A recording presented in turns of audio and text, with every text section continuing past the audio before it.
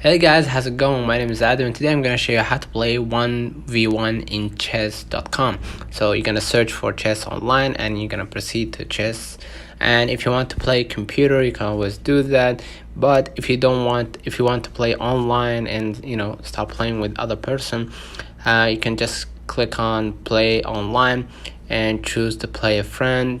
Okay, and just if you want to sign up, you need to sign up to get full access. But if you don't, and if you want to play you know with a normal